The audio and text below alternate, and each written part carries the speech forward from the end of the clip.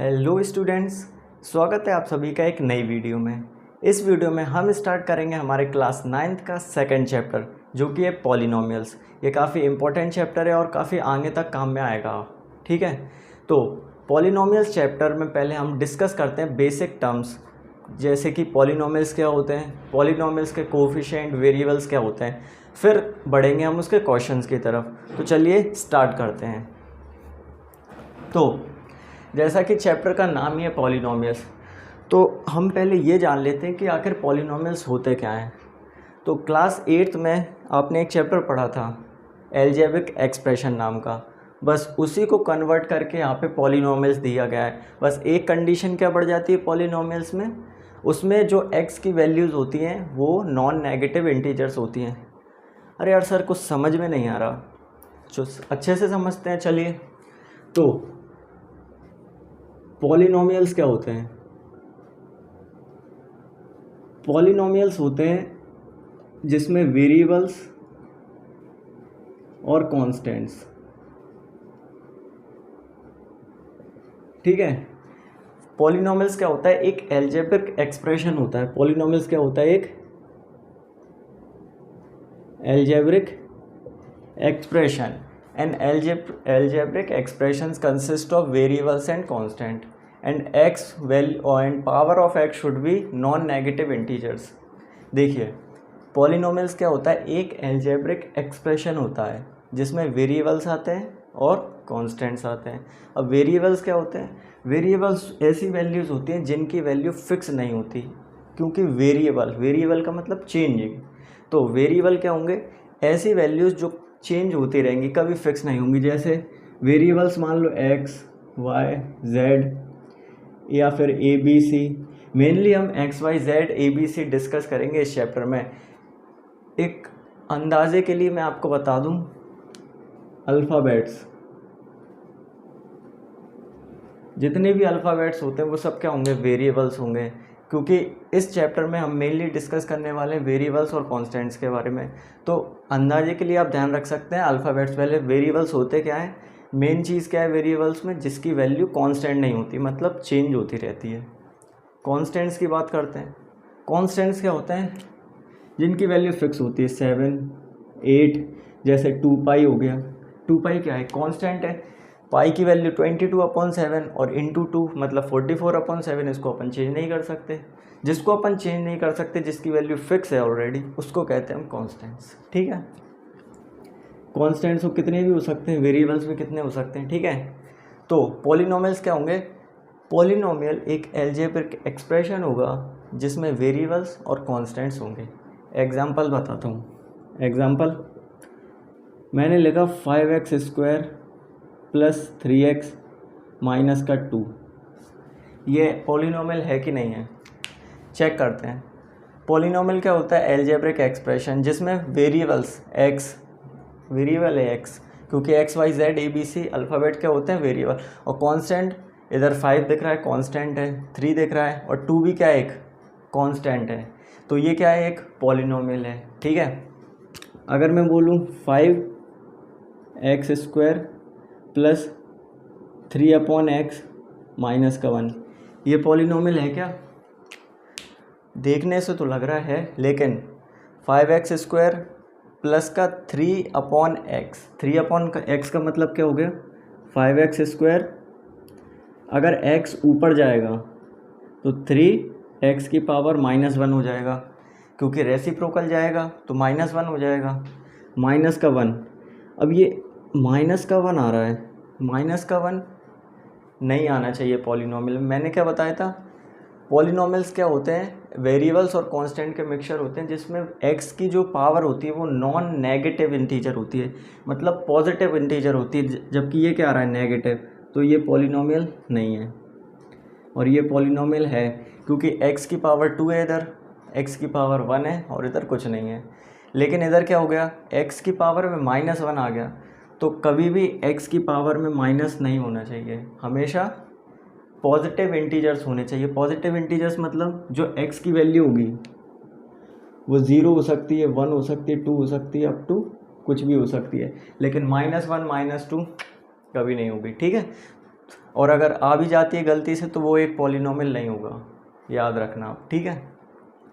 चलिए अब अपने ये तो जान लिया कि पॉलिनोमियल्स क्या होते हैं, ठीक है। अब पॉलिनोमियल्स की बात आती है। पॉलिनोमियल्स तो हम पढ़ चुके, पॉलिनोमियल्स क्या होते हैं, वेरिएबल्स कॉन्स्टेंट्स का मिक्सचर होता है जिसमें कॉन्स्टेंट्स भी आते हैं, वेरिएबल्स भी आते हैं, एल्जेब्रिक एक्सप्रेशंस होते हैं, ठीक है। अब पॉलिनोमियल में कुछ टर्म्स आते हैं, जैसे अब मैं आपको समझाता हूँ एक एक करके, अच्छे से समझिएगा। बहुत ही बेसिक चीज़ें हैं ये, जो आगे आपको बहुत काम आएंगी, बहुत नहीं बहुत ही काम आएंगी। और इतना अच्छे से मेरे को नहीं लगता आप किसी वीडियो से समझ भी पाओगे, तो इसलिए ध्यान से देखिए, बस समझते रहिए। जैसे मैंने लिखा एक पॉलिनोमियल 5x² + 3x - 2, एक एग्जाम्पल से समझते हैं पूरा। चलिए इसकी जगह मैं आपको एक और चीज़ बता देता हूँ, पॉलिनोमियल को डिनोट कैसे करते हैं। Polynomial x, p of x equal to दिया है 5x² + 3x - 2, ठीक है। अब ये बोलेंगे p ऑफ x क्या लिख दिया, देखो चैप्टर का नाम है पॉलिनोमियल्स, पॉलिनोमियल्स p, यानी p का मतलब होता है इधर पॉलिनोमियल, ठीक है। पॉलिनोमियल x का मतलब लिखा है, जो ये पॉलिनोमियल है वो x में है, यानी जो भी पॉलिनोमियल है उसमें जो वेरिएबल होगा वो सिर्फ क्या होगा, x, क्योंकि ये x का पॉलिनोमियल है, ठीक है। अगर मैं लिखता हूँ p ऑफ y तो क्या आएगा, 5y² + 3y - 2, क्योंकि अब ये पॉलिनोमियल काय में आ गया, y में, तो जो वेरिएबल है वो सिर्फ क्या है, y, तो इधर y दिख रहा है, ठीक है। अगर मैंने लिख दिया p ऑफ z तो p ऑफ z क्या होगा, 6z² - 2z + 1, ठीक है। तो p ऑफ x यानी x वेरिएबल है, p ऑफ y ये है, p ऑफ z मतलब z का वेरिएबल है, ठीक है। अब हालांकि आगे चल के अपन p ऑफ x की जगह आपको देखने को मिलेगा f of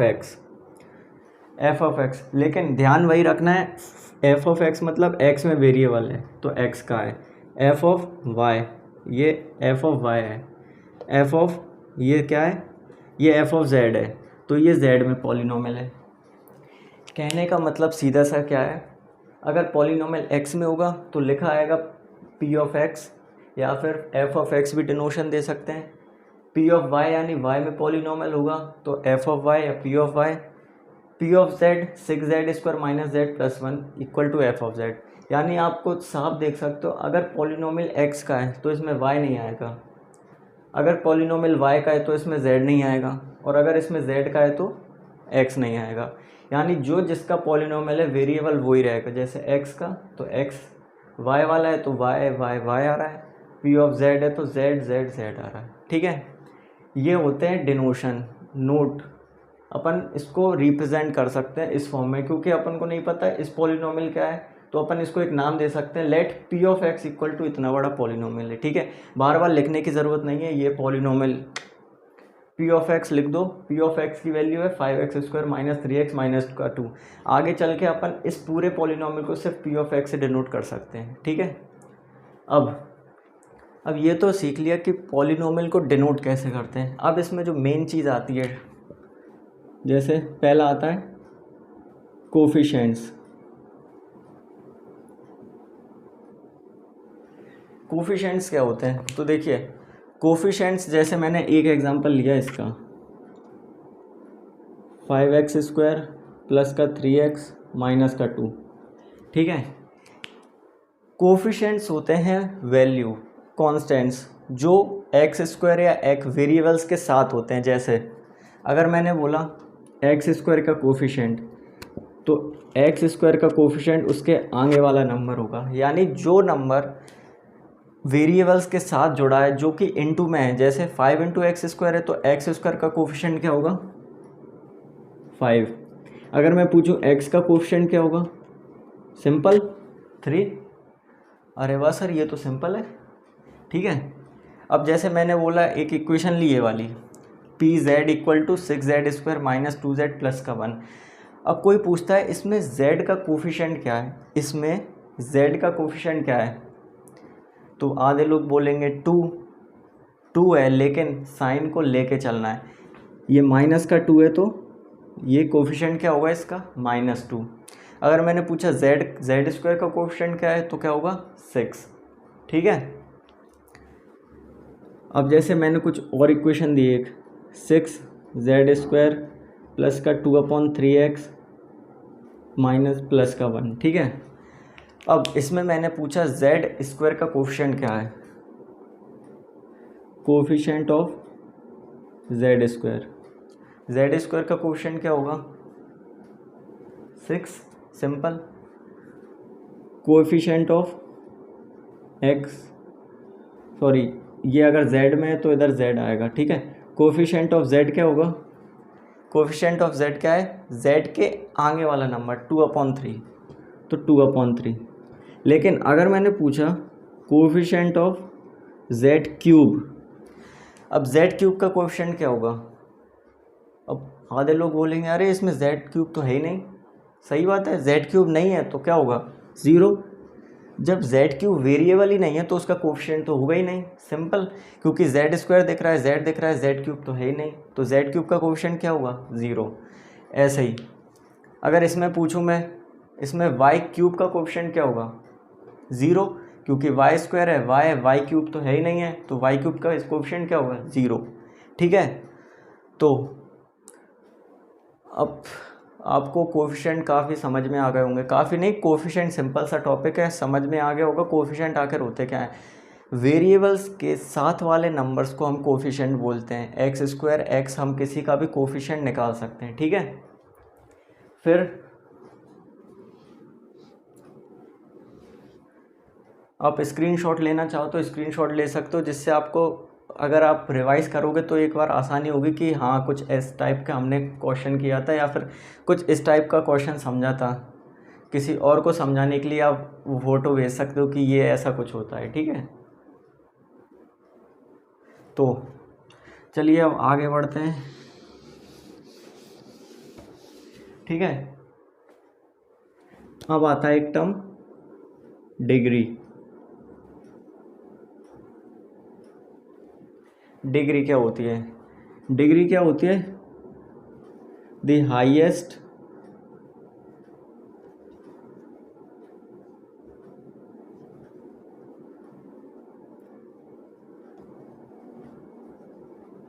power of polynomial. Degree होती है हाईएस्ट पावर ऑफ पॉलिनोमियल, जो पॉलिनोमिकली हाईएस्ट पावर होगी। जैसे अगर मैंने लिखा एक p of x 6x³ plus 5x² minus का 3x प्लस का 1। ठीक है, अब p ऑफ x क्या है 6x³ plus 5x² minus 3x plus 1। ये एक पॉलिनोमियल है x में, किस में, ये दिख रहा है अपन को p ऑफ x, मतलब पॉलिनोमियल इन x है। ठीक है, अब इसमें अगर मैं पूछता हूँ इस पॉलिनोमियल की डिग्री क्या है तो आप क्या बोलेंगे बताइए, इस पॉलिनोमियल की डिग्री क्या है। तो इस पॉलिनोमियल की डिग्री क्या होगी 3। ठीक है, अब कैसे, मैंने क्या बताया, डिग्री का मतलब होता है हाईएस्ट पावर ऑफ पॉलिनोमियल। अब देखो highest power of the polynomial का मतलब है जो वेरिएबल है, जैसे x³ वेरिएबल है, क्यों p ऑफ x में, तो मैंने पहले ही बता दिया वेरिएबल्स क्या होते हैं जिनकी वैल्यू फिक्स नहीं होती, x y z a b c p q r etcetera. ठीक है, तो x क्या है वेरिएबल है। अब देखो इधर x की पावर है 3, इधर x की पावर है 2, इधर x की पावर है 1 और इधर कुछ नहीं है, तो x की सबसे बड़ी पावर कौन सी है 3। ठीक है, तो इस पॉलिनोमियल की डिग्री क्या हो गई 3, सिंपल। कोई सा भी इक्वेशन, जैसे मैंने लिया एक p ऑफ z 5z की power 4 plus 3z² plus 3, simple, ये पॉलिनोमियल है। ठीक है, अब ज़रूरी नहीं है कि अगर 3x 3 आए तो x 2 भी आए, x 2 आए तो x भी आए, इससे मतलब नहीं है, ये ज़रूरी नहीं है। 4 भी आ सकता है, 4 के बाद हो सकता है z² भी ना मिले, तो उससे अपन को कुछ नहीं करना, सिर्फ अपन को देखना है उस पॉलिनोमियल में वेरिएबल की हाईएस्ट पावर कौन सी है। तो p ऑफ z क्या है 5z की पावर 4 प्लस 3z² प्लस 3, तो इसमें z की पावर सबसे बड़ी कौन सी है ऑब्वियसली क्या है 4, तो इसकी डिग्री क्या हो गई 4, सिंपल। ठीक है, तो ये थी कोफिशिएंट्स, ये थी डिग्री। ठीक है, अब हम पढ़ते हैं पॉलिनोमियल्स के बारे में। ठीक है,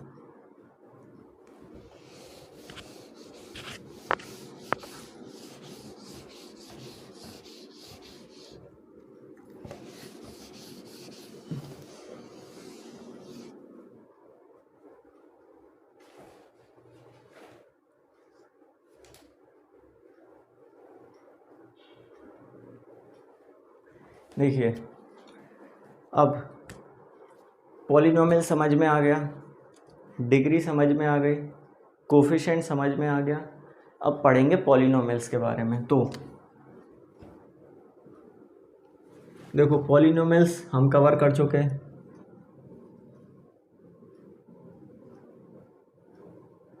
कोफिशिएंट, डिग्री ये कवर हो चुका, कोफिशिएंट कवर हो चुका, डिग्री कवर हो चुकी। अब मेन आता है पॉलिनोमियल्स। पॉलिनोमियल्स हमारे 3 तरह के होंगे, मेनली 4 तरीके के हम पढ़ सकते हैं, लेकिन हालांकि आगे जाके वो और भी बढ़ सकते हैं। तो मेनली हमें 4 पता होना चाहिए, क्योंकि पॉलिनोमियल्स को थोड़ा डिफरेंशिएट हम कर लेते हैं। हमें समझ में आना चाहिए कि कौन सा पॉलिनोमियल किस फॉर्म में और हम इसको क्या बोलेंगे। ठीक है, क्योंकि आप जितनी नॉलेज बढ़ाओगे उतनी कम है। ठीक है, तो पॉलिनोमियल जैसे लीनियर पॉलिनोमियल,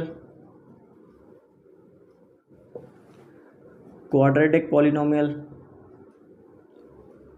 क्वाड्रेटिक मतलब QUADRATIC quadratic polynomial, cubic polynomial और बाई क्वाड्रेटिक पॉलिनोमियल। ठीक है, अब देखिए एक एक करके आप समझते हैं, बिल्कुल सिंपल चीज़ है, एक बार में समझ में आ जाएगी। ठीक है, लीनियर पॉलिनोमियल, देखो लीनियर का मतलब क्या है 1, क्वाड्रेटिक का मतलब होता है 2, क्यूबिक ये तो नाम से ही समझ में आ रहा है, क्यूब मतलब 3, और बाई क्वाड्रेटिक का मतलब होता है 4। तो मेरे ख्याल से अब आपको थोड़ा क्लियर हो गया होगा मैं क्या बताने जा रहा हूँ। जैसे एक polynomial p of x plus 2, तो ये क्या है लीनियर पॉलिनोमियल है। लीनियर का मतलब है जिधर x की पावर होगी 1, इधर x की पावर क्या है 1 है। ठीक है, p ऑफ x मान लो x प्लस 3। ठीक है, मान लो p ऑफ एक z ले लिया तो 5 प्लस z।